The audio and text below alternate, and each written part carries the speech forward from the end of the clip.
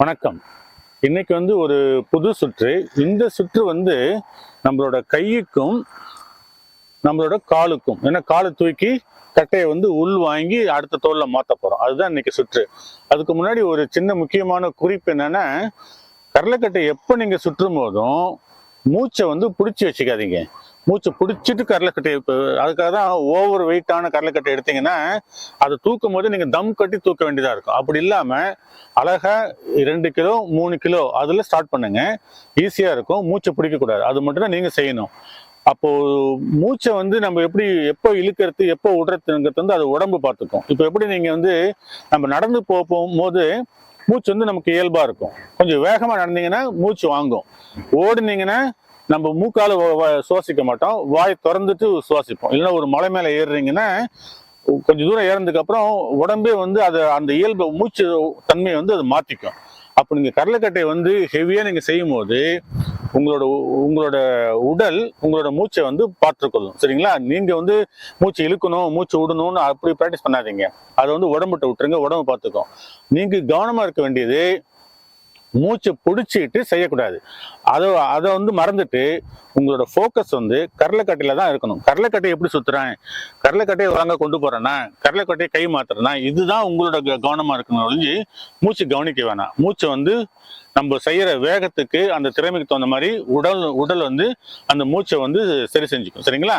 இப்ப பார்க்கலாம்.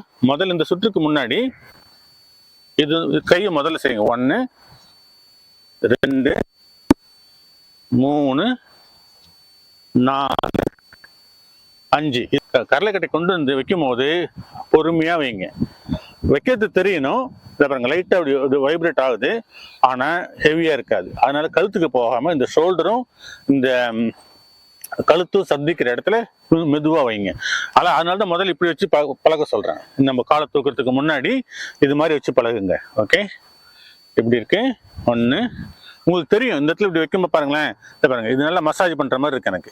இப்படி அடிச்சாக்க. ஓகே, அதே மாதிரி இங்க. ஆனா வேகமா அடிச்சிடாதீங்க, தயவு செஞ்சு கவனமா பார்த்துக்கோங்க. சரிங்களா? ஓகே, 1 2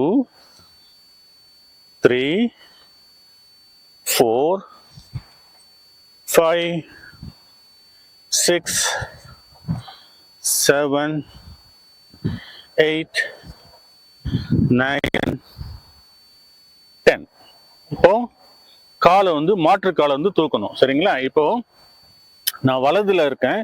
எனது வலது கை கீழே போகும்போது என்னோட இடது காலை தூக்கணும்.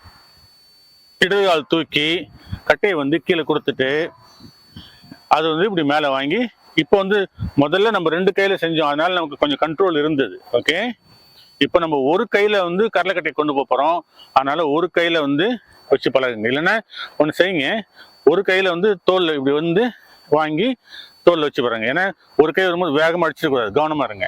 இப்படி பொறுமையா வைங்க, பொறுமையா வைங்க. 2 கையில வச்சு பழகுனதுக்கு அப்புறம் இந்த மாதிரி ஒரு கையில வச்சு பழகுங்க முதல்ல. ஓகே, இது மாதிரி make sure you don't hit yourself. அதுதான் இம்பார்ட்டன்டா சொல்ல வரேன் நான். சரிங்களா? இப்படி இப்போ ஒரு கையிலையும் 2 கையில வச்சு பழகிட்டோம், ஒரு கையில வச்சு பழகிட்டோம். இப்போ காலை தூக்கி பழகுவோம். சரிங்களா? முதல்ல ஒண்ணு பண்ணுவோமே, சிம்பிளா காலை தூக்கி பார்ப்போம்.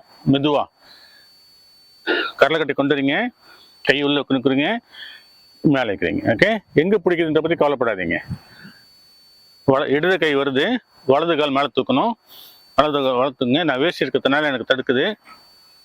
நீங்க ட்ரௌசரோ அல்லது ஜீன்ஸோ அல்லது ஸ்போர்ட்ஸ் வேர் ஏதாவது போட்டுருந்தீங்கன்னா எளிமையா இருக்கும். இப்படி வச்சுக்கோங்க. இப்போ அடுத்தது 1 வைக்கும் போது கவனமா இருக்கணும், அவ்வளவுதான். 2 ஒன்ஸ் பழகிட்டீங்கன்னா ஈஸியா இருக்கும். 3 4 5 6 7 8 9 10. எப்போ ஏதாவது ஒரு வேலை ஏதாவது ஒரு 2 3 இதுவரை 8 9 கடலைக்கட்டையை நான் சுற்றி காமிச்சிருக்கேன். இதுவரையும் ஏதாவது ஒரு 2 3 கடலைக்கட்டையை தினந்தோறும் பயிற்சி பண்ணுங்க. அடுத்த வீடியோவில் இதே மாதிரி லெக்குக்கும் இடுப்புக்கும் நம்ம கடலைக்கட்டையை பயன்படுத்தி எப்படி சுற்றலாம், இன்னொரு சுற்றுன்றது நம்ம பார்க்கலாம். வாட்ச் பண்ணுறதுக்கு ரொம்ப நன்றி. அடுத்த வீடியோவில் பார்க்கலாம். தேங்க்யூ.